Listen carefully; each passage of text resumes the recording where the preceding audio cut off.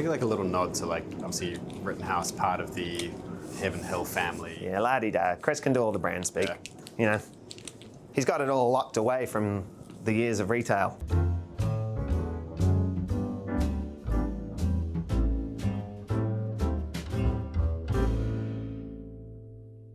Fucking, am I pouring too much, Chris? Maybe.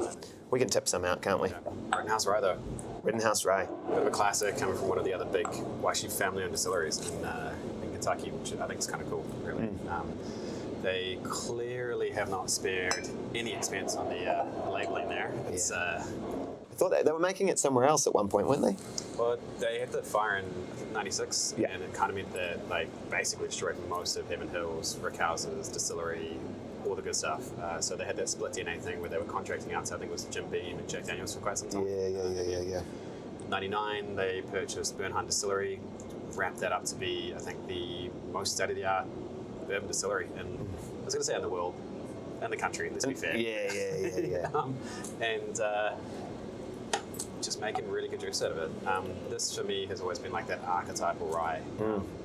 Bottled and bond as well, so it follows all those rules. It's a little bit older, a little bit deeper, just a wicked cool whiskey. And again, coming about the price points of some of these is just, I think, fantastic for what it is. Yeah, bottled and bond for the people listening along at home is a whole category of rules and regulations introduced in this act that was built to tidy up the kind of lawlessness of American whiskey production in the 1800s. So people putting chemicals or even like lower alcohol but adding chili or, you know, battery acid or something to it to make it seem hotter. Like make it feel more boozy.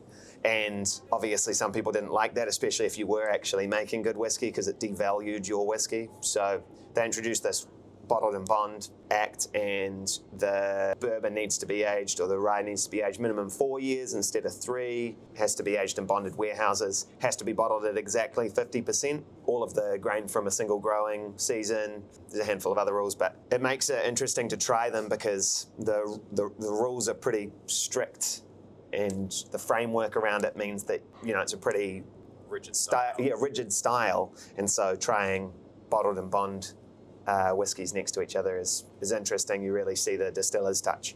You talk about Rittenhouse, it is an iconic whiskey, and 15 years ago when I was making cocktails, it felt so hard to get rye whiskey in New Zealand. Like I'd be trying to make a Sazerac and trying to track it down, and everyone online will have spec'd Rittenhouse rye, you know, or like everyone over in the UK or the States, and I couldn't see it or find it in New Zealand at all for love or money, and now we have it so readily available, so it's awesome.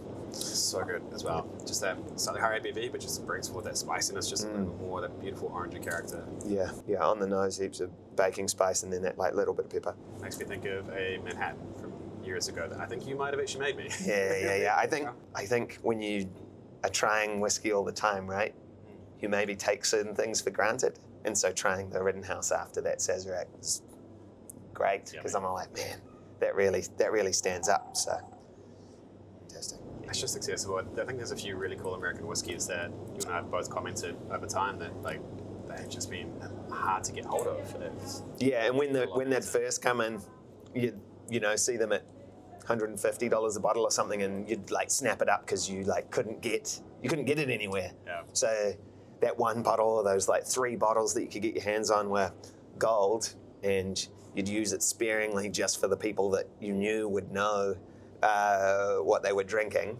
Now, as they come in more, and you know, it's been 10 or 12 years since I got a bottle of it, and it's half the price of what I paid 12 years ago, you're all like, oh, well, there is some joy and economy of scale. But it does mean that Rye July is going to be a good month. Yeah, absolutely.